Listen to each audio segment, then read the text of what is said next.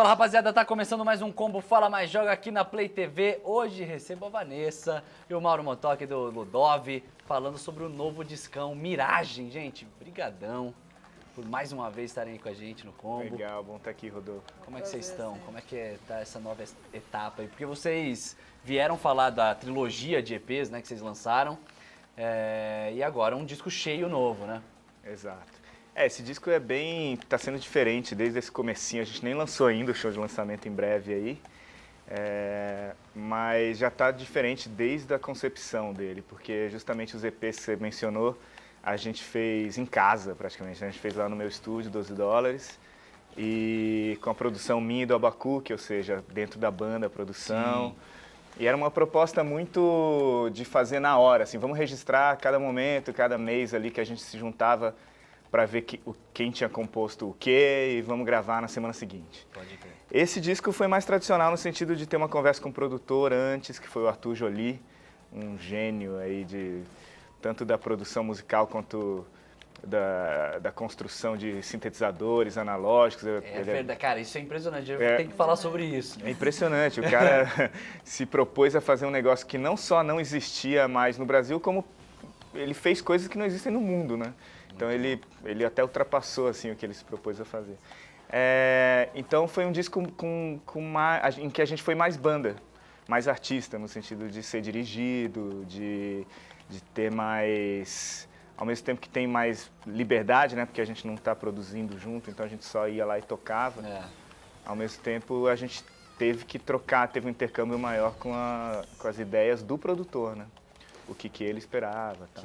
Que também deve ser um desafio interessante, né? A cada disco, assim. Né? Sim, eu acho que enriquece, assim, o Ludov naturalmente, até muito por vontade e incentivo do Abacuque, especialmente dentro da banda, que é outro guitarrista, né? Ele gosta muito que cada processo seja diferente de um disco para o outro. Para que o resultado final também seja diferente. Isso. Né? Não, e mesmo que seja igual, a impressão pra gente é que foi diferente. Né? Boa! A nossa vivência tem que ser outra. Exatamente. Então, foi muito legal voltar a ser desempenhar essa função só de artista mesmo. E o resultado musical também foi bem diferente para esse disco. Legal, porque, bom, vocês lançaram esses EPs que tem um lance contínuo, né, de um trabalho contínuo, e esse disco parece que vem com uma outra vertente, né? Sim. Parece um trabalho mais sombrio, por exemplo, na sonoridade. Interessante, pode ser. Vocês acham que isso é uma evolução? Com certeza é uma evolução. É uma nova fase, né? Pelo menos uma nova fase. É uma evolução no sentido de que não tem nenhum lugar em que a gente seja obrigado a chegar. Total, isso mesmo. Então, a gente já não está mais onde estava antes, então a gente evoluiu para alguma coisa. Mas assim, eu acho que isso tem a ver com também o abandono de certos vícios, assim, que a gente acaba tendo. Se deixar muito a banda se autoproduzindo, como a gente vinha fazendo. Então isso que eu falei, isso passa muito pelo produtor, né? Acho que você cai em alguns vícios, assim, e também não só pela influência das pessoas, tanto dentro da banda como um produtor externo, né? Mas do método, né? Do processo em si, assim, a gente ter ido desde o começo lá no estúdio do Arthur Joly, onde tem, cada parede é realmente uma parede cheia de sintetizadores, assim, literalmente. Recheada de sintetizadores. Uma parede recheada de som. De som, De e a gente chegou lá sem composição praticamente, sem nenhuma música feita. E as músicas já foram feitas em instrumentos que a gente nunca usaria em casa ou lá no meu estúdio. Então, isso já foi determinante, assim, para esse som diferente que você comentou. Legal. O próprio início do processo foi mais de aprendizado do que de composição, né? Exatamente, foi a gente isso que eu queria entrar perguntar nesse sobre universo. esse início aí. Como é que foi, mano? Então, a escolha do Arthur veio, acho que, de uma forma muito mais natural do que a gente podia imaginar. Quando a gente tomou a decisão de chamar alguém para produzir, o nome dele já veio muito rapidamente, porque é um cara que a gente admira e é nosso amigo também há bastante tempo. E aí a gente nem chegou até a precisar de outras opções. A gente já foi, conversou com ele, a hora que entrou no estúdio, falou, beleza, é isso aí, esse é o cara, é isso que vai ser. E a partir do momento em que enfim, a gente imaginava que fosse um processo muito mais curto, mas talvez a gente tenha até estendido ali um pouquinho, porque estava bem gostoso. a gente passou por essa primeira fase de se encontrar no estúdio todos os dias, de se entender com aquele novo universo, de aprender a compor com elementos diferentes. Os sintetizadores acho que fazem parte Aí acabamos compondo integrante todos ali da juntos, banda. né, Van? Então, e aí Compusemos todos juntos. com isso o processo foi bem diferente, né? De trazer uma música pronta e se compor no estúdio. E é a primeira vez que vocês trabalham com o Arthur, assim, ele produzindo disco de vocês? Sim. Primeira vez, né? Eu como produtor também, a gente tinha muito intercâmbio, assim, entre os estúdios e tal.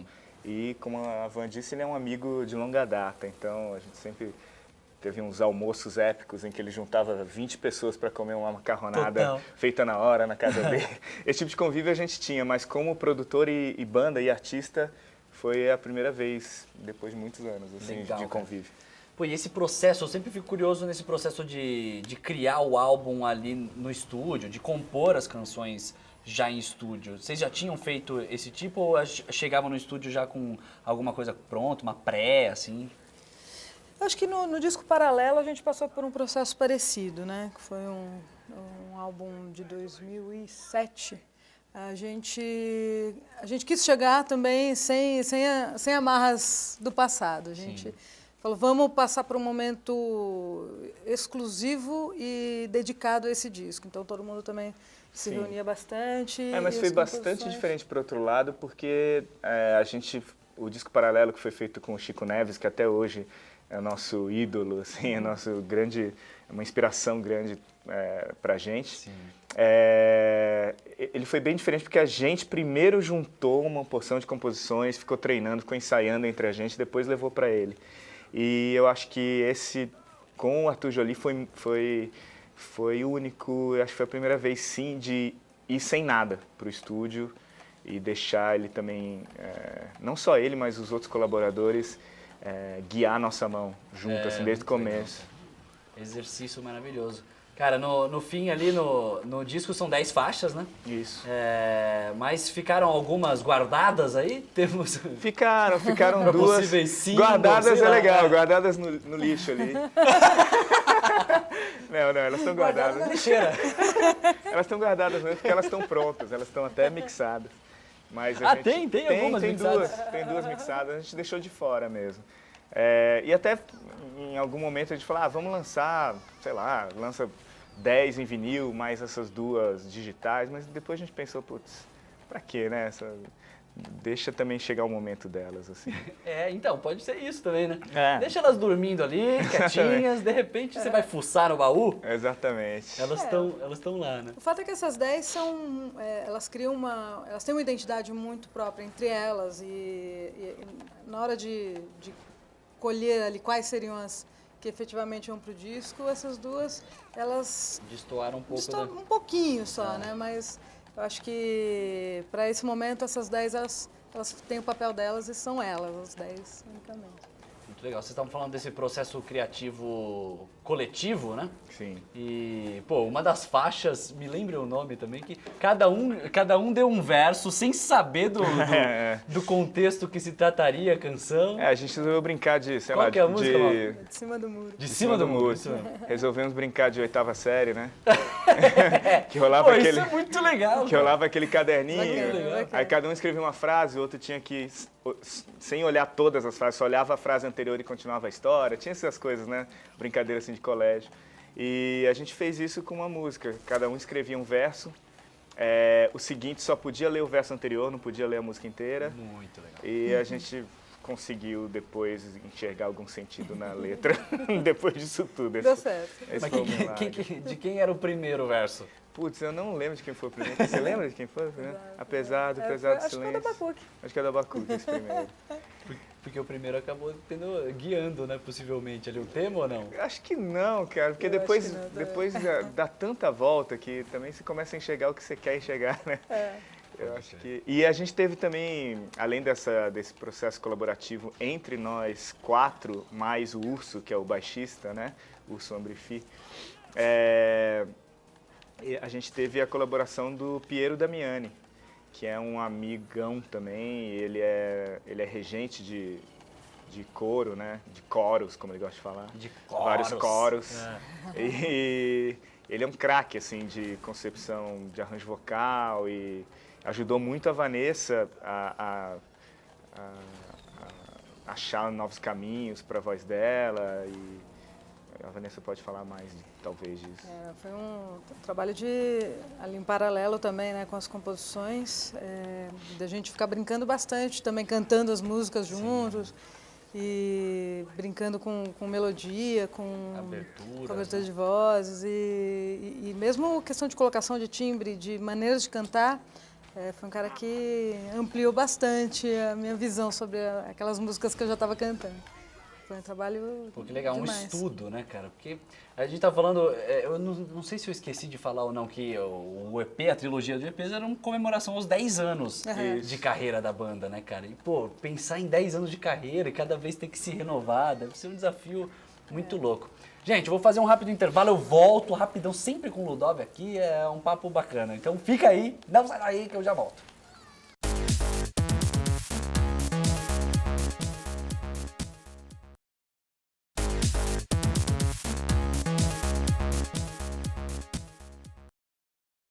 Estamos de volta com o Combo Fala Mais Joga, eu, Vanessa e o Mauro do Ludov falando sobre o novo disco Miragem. Falamos bastante sobre o processo e aí no começo a gente citou o lance do Arthur construir os próprios sintetizadores, velho. Fale mais sobre isso, que é o RecoSynth, né? RecoSynth. Bom, nossa, primeira vez que vocês usaram os sintetizadores do Arthur. Sim, é a primeira vez que eu usei um sintetizador modular, que é aquele, se você vir você vai lembrar com certeza, que assim, basicamente é uma parede cheia de botão, com vários cabos saindo de uns lugares para os outros, aparentemente aleatória, cara, de maneira aleatória. E o que acontece é que você controla, né, nesse sintetizador, o especialista é o Arthur Joly, assim, pelo que o pouco que a gente pôde aprender, você controla o caminho do som, né, sendo gerado ali dentro do sintetizador até a saída, diferentemente dos teclados, mesmo que sejam analógicos, mas os digitais também, em que você tem lá as opções de regulagem, mas basicamente você só controla, você põe um cabo na saída e fica rezando para dar um som bom, né? Total. Aquele lá, não, você vai passo a passo, o que também precisa rezar bastante para sair um som que você consiga usar. O Arthur consegue, a gente ficou lá 2 semanas tentando. Mas difícil de se aprender, Mauro? É difícil. Ele junto com os sintetizadores, ele acabou construindo um para mim agora, que eu vou usar em alguns shows. Exclusivo? É exclusivo. Ele dá uma apostila junto, assim, para você estudar. Fala, querido, estuda aí. É difícil regular e tirar o som que você quer, assim. Por outro lado, você tira vários outros sons que você nem espera, e sons únicos, né? São sons que exatamente o difícil é depois repetir, mas para o estúdio isso é muito legal, porque quando você tira um som que te fascinou ali ou que deu uma resposta que você queria, você grava e registra e com certeza é um som muito difícil que único, né? Que tenha em outro trabalho, que tenha em outro lugar, entendeu? Então dá um caráter único já para então, esses negócios dos sintetizadores exclusivos aí do Arthur, isso é muito legal, cara. Bem legal. Você tem noção se tem alguém aqui no Brasil fazendo a mesma coisa, cara? Ele tem um grupo, inclusive, ele tem, acho que mais de um grupo no Facebook em que ele fala disso, de sintetizadores modulares. Então, acho que se você der uma busca aí, Arthur Joly, sintetizador modular ou sintetizador analógico, talvez quem se interessar, acho que tem bastante gente já indo nessa onda, que lá fora também tá no mesmo nível, quer dizer, não é nada que a gente pegou depois e tá perseguindo, assim como várias outras coisas que acontecem no Brasil, mas não, essa está acontecendo ao mesmo tempo e eu acho que tem coisas que estão surgindo no Brasil que são muito únicas e muito autênticas e originais, então é uma área bem interessante do som. Bem interessante, de se pesquisar também, de conhecer. Sim. Enquanto o Mauro vai falando, eu e a Vanessa estamos num pau homérico aqui no Mortal Kombat. Sangue pelo chão. Total. E, Mauro, quantos timbres foram usados de synth, cara? Cara, inúmeros. Infinitos. Inúmeros, assim. E vários... Isso que é o legal também de trabalhar com um produtor que manja disso, né? Como é o caso do Arthur. porque a gente foi gravando camadas e foi empilhando mesmo timbres de sintetizadores e linhas, porque a gente estava empolgado principalmente com o equipamento. E ele ajudou muito no discernimento de falar, putz, aqui tá a mais, ou então aqui vamos substituir esse por esse outro, e foi mexendo nos sons que a gente não domina, para ser sincero, assim, passamos a dominar para essas músicas. Mas não era nossa principal atuação ali. A gente sempre foi de tocar com guitarras, mais tradicional. Acho que você aí, Vanessa. Aí, X. Daí a gente faz um rematch. Você vai ver agora. Bom, acho que vai pro rematch, né? Vou aproveitar e vou mostrar a capa aqui do disco Miragem, que tá muito bonito. Quando vem vinil, aqui pra gente é maravilhoso, que fica mais fácil pro público ver a arte. Eu vou mostrar da parte de trás também. Não, foi? Aqui, ó. Que também tá muito bonito. Gente, quem que é o responsável pela arte da capa? Pelos desenhos? O quadrinista Gabriel Bá, né? Que é um dos maiores quadrinistas que a gente tem nesse país, junto com o irmão dele, Fábio Moon. É responsável pelos 10 Pãezinhos, né? O Mauro é mais próximo dele, né? Estudaram juntos. Eu sou próximo, tem essa coincidência de eu ter ouvido falar e tido contato com ele nessa época de faculdade. Sim. Mas eu conheço realmente como fã, assim, eu entrei mais em contato com ele, com o trabalho dele, como fã, de acompanhar esse fanzine que eles tinham, que ainda chama 10 Pãezinhos, e que depois teve várias coletâneas, e virou blog, virou site, e para mim foi onde eu comecei a curtir o trabalho deles. E desde então, juntos e separadamente, o Gabriel Bá e o Fábio Moon, eles fizeram grandes obras, assim, eu acho que eles ganharam prêmio lá fora, o Eisner Awards, acho que, não lembro qual que ano, 2008 talvez, e que é o Oscar, né? É muito importante, né? É incrível. E o trabalho deles é isso, é top, mundialmente reconhecido. Eu gosto sempre de citar um trabalho deles que chama Day Tripper, que é uma graphic novel, né? Uma história completa, um livro em quadrinhos, e é uma das melhores histórias que eu já li, assim, seja em formato tradicional, seja em quadrinho. Eu acho que os caras são muito talentosos. E a gente vem tentando fazer alguma coisa junto com o Bá, especialmente, já há algum tempo, já há alguns anos, e agora que não só a agenda, mas eu acho que a sintonia ali, e ele gostou da proposta do disco, eu acho que isso tudo agora meio que coincidiu tudo e a gente conseguiu fazer isso junto. E o processo dele foi bem livre, cara? Foi totalmente livre. Na verdade, ele tem muita sensibilidade. A gente conversou com ele talvez em um almoço e depois trocou 1 ou 2 e-mails. Que legal. E ele foi escutando as músicas ainda antes delas serem mixadas. Você pegar as músicas, pegar a capa, você vê a sensibilidade dele, que ele teve assim, com poucas ouvidas, retratou super bem dessa maneira. E não de uma maneira óbvia, assim, que seria uma maneira quase que jornalística, né? De pegar uma letra e colocar. Não, ele foi transformando aquilo e criou essa arte maravilhosa da capa do disco. O que eu sempre digo, feita à mão, não tem nada de computador aí. No modo arcaico, feito na mão, real, né? Legal. Bom, gente, ainda no âmbito audiovisual do Miragem, já tem 2 trabalhos de videoclipe lançados, cara? Tem 2 trabalhos. Qual foi o primeiro? O primeiro foi Copo de Mar, né? Copo de Mar. Olha, isso é obra, daí sim, uma obra interna muito legal. Talvez por a gente não ter produzido o disco, né, produzido o áudio do disco, o Abacuque se empolgou com outro de seus talentos e resolveu fazer um monte de clipe. Ele foi o diretor desses clipes. Foi Copo de Mar o primeiro, que foi feito... Para mim, assim, eu estava de fora, eu só acompanhava os e-mails das ideias do clipe, não sei o quê. Para mim parece que foi feito em 2 horas o clipe, porque uma tarde apareceu. E se a gente fizesse isso com os copos e não sei o quê? Daí já estava pronto. Aí quando eu estava dando a minha opinião, ele falou, segue o link aí, tá pronto. Tipo gol da Alemanha, assim. Foi tipo gol da Alemanha. Quando você mal... Mas quando você menos esperava, já estava 5. Já temos 3 clipes, exatamente. E foi assim também com o pessoal ele trabalha em parceria com uma parceria muito valiosa com o pessoal da Polêmica VP, que é a produtora de vídeo. Os meninos são muito afim de fazer e produzir também. A gente tem essa sorte que eles gostam de produzir com a gente.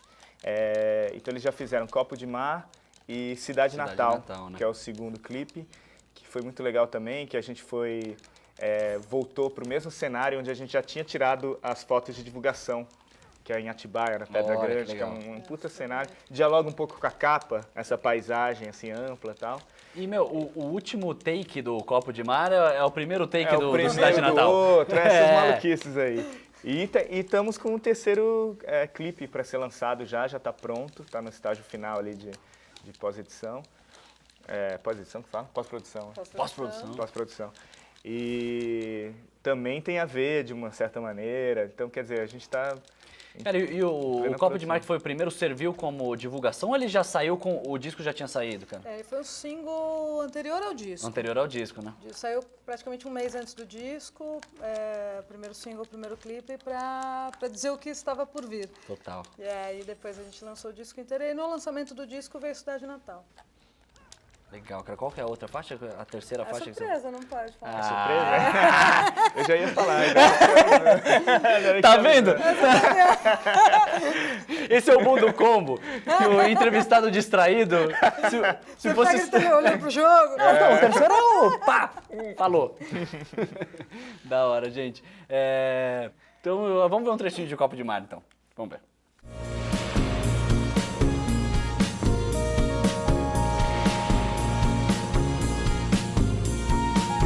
Essa aventura de partidas e nunca de chegadas. Fiz um mapa pra seguir e me perdi nas coordenadas. Engole a mais pra me afogar nesse seu copo de mar. O vento mais vai entornar esse seu copo de mar, esse seu copo de mar. Gente, o lance do financiamento coletivo vocês realizaram pro Miragem, mas foi um financiamento coletivo só pra prensagem do vinil, né? Isso. Que temos aqui. Já te mostramos. O disco ele existiria de qualquer forma, Sim, né? O disco já estava, inclusive, acontecendo, né? E daí a produção do disco é totalmente independente? totalmente independente. Legal. E aí é isso, né? Os custos de uma prensagem em vinil realmente são mais difíceis, né? A gente tem poucos pouquinho mais caro, né? fornecedores. Então, assim, a gente podia fazer como a gente sempre fez, né? Mas com CD e MP3 para download, mas, poxa, nada Emocionante, nada como pegar total emocionante. uma obra Aqui, ó. desse tamanho Aqui, nas ó. mãos. Tem aqui. É isso aí, gente. E foi super legal o processo todo do Catarse, né? O pessoal não só contribuiu com dinheiro, mas com energia, com apoio, com a torcida. Com energia positiva, né? Super legal. Todo mundo é um pouquinho dono desse disco, né? Maravilha. Gente, infelizmente o combo já acabou. Já Poxa chegou no fim. vida. Sempre muito rápido. Sempre muito rápido. Obrigado pela presença de vocês de novo. Voltem Obrigado. sempre, estão sempre convidados. E, bom, o site do Ludov está aqui na tela. Se você quiser conhecer o trabalho deles, não conhece ainda, entre agora. E é isso aí, gente. Brigadão. Obrigado, Rodolfo. Beijo pra vocês. Até amanhã, hein?